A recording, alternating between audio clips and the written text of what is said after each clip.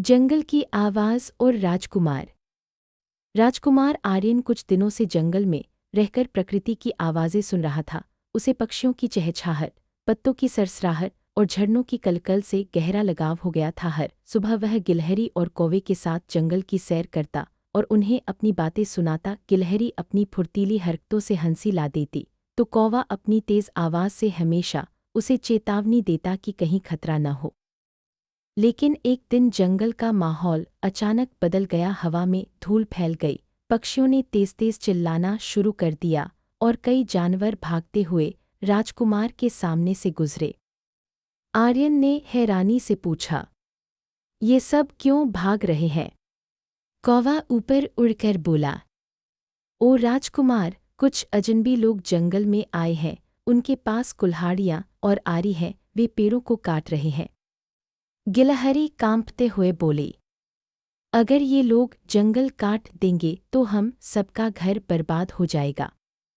राजकुमार का दिल धड़कने लगा। उसने कभी सोचा भी नहीं था कि कोई इंसान इस खूबसूरत जंगल को उजाड़ने आएगा। वह तुरंत घोड़े पर बैठा और उस दिशा में चल पड़ा जहाँ से आवाज़ें आ रही थीं। थोड़ी दूर जाकर उसने देखा दर्जनों मजदूर पेड़ों पर कुल्हाड़ी चला रहे थे। हरकत से जंगल कराह रहा था। पक्षी अपने घोंसलों से डरकर उड़ रहे थे। बंदर ऊंचे पेड़ों से कूद कूद कर भाग रहे थे। राजकुमार ने ऊंची आवाज में कहा, रुको, तुम लोग ये क्या कर रहे हो?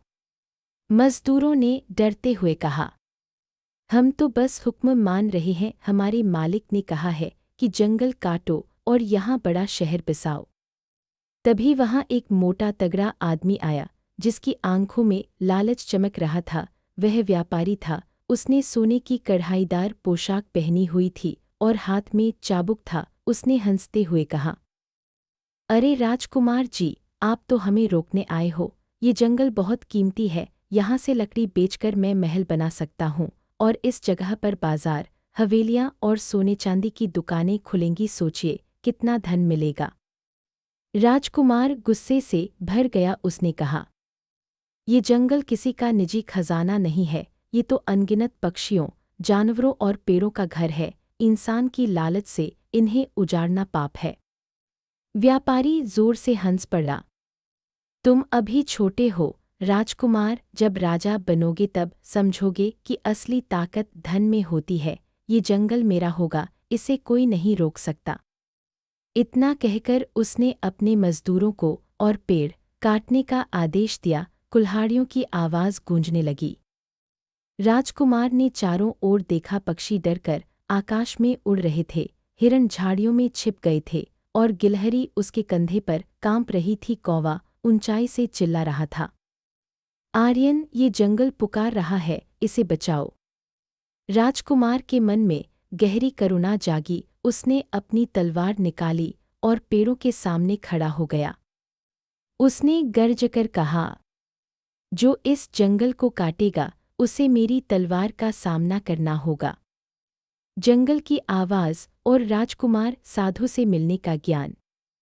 राजकुमार आर्यन पेड़ों को बचाने के लिए व्यापारी से भिड़ चुका था। उसने कुल्हाड़ियों के सामने खड़े होकर जंगल की रक्षा का प्रण लिया था, मगर अंदर ही अंदर वह जानता था कि अकेले उसकी तलवार कितने दिन टिकेगी। व्यापारी के पास सैनिक, मजदूर और हथियार सब कुछ था। उसी रात जब चांदनी पेड़ों की टहनियों पर बिखर रही थी, आर्यन चुपचाप नदी किनारे बैठा सोच रहा था। कौवा उसकी बांध पर बैठा बोला, राजकुमार, अगर तुम सचमुच जंगल को बचाना चाहते हो तो किसी ऐसे से मिलो जो इस जंगल का असली रक्षक है। गिलहरी ने उत्सुकता से पूछा, कौन है वो? कौवे ने फुसफुसाकर कहा, जंगल की गहराई में एक बूढ़ा साधु रहते हैं। कहते हैं वे पेड़ों और जानवरों की भाषा समझते हैं। उनसे मिलो, शायद वे तुम्हें राह दिखाए। राजकुमार के मन में उम्मीद की किरण जगी। अगली सुबह वह घोड़े पर चढ़कर कौवे और गिलहरी के साथ जंगल के और गहरे हिस्से में चला गया। सदाबहार वृक्ष साधु की कुटिया। कई घंटों की यात्रा के बाद वे एक जगह पहुंचे जहां चारों ओर ऊंचे ऊंचे साल और देवदार के पेड़ खड़े थे। बीच में एक छोटी सी कुटिया थी। उसके चारों ओर बेले और फूल खिले थे, पास ही झरना बह रहा था, जिसकी आवाज़ पूरे वातावरण को पवित्र बना रही थी। साधु लंबी दाढ़ी और सफ़ेद वस्त्रों में ध्यानमग्न बैठे थे, उनके चारों ओर हिरन, खरगोश और पक्षी निडर होकर खेल रहे थे। ऐसा लग रहा था मानो वे इंसान नहीं बल्कि स्वयं जंगल का हिस्सा हों।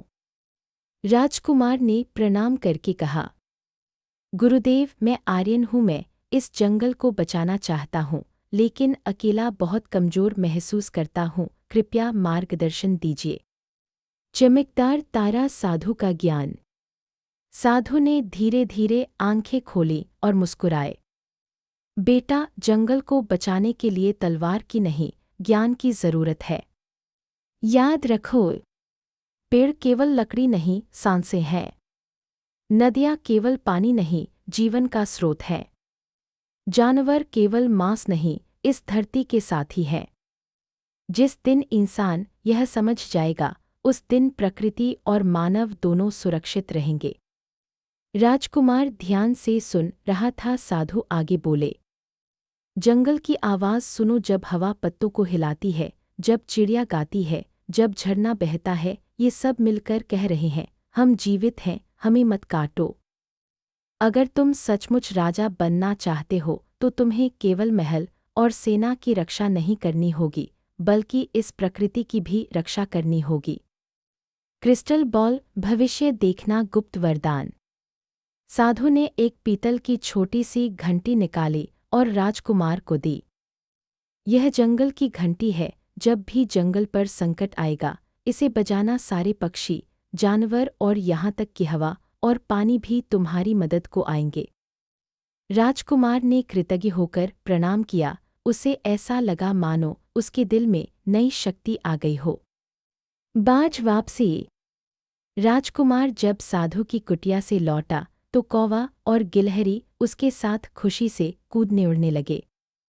अब उसे भरोसा था कि व्यापारी की लालच भरी सेना का सामना केवल तलवार से नहीं, बल्कि पूरे जंगल की शक्ति से किया जाएगा।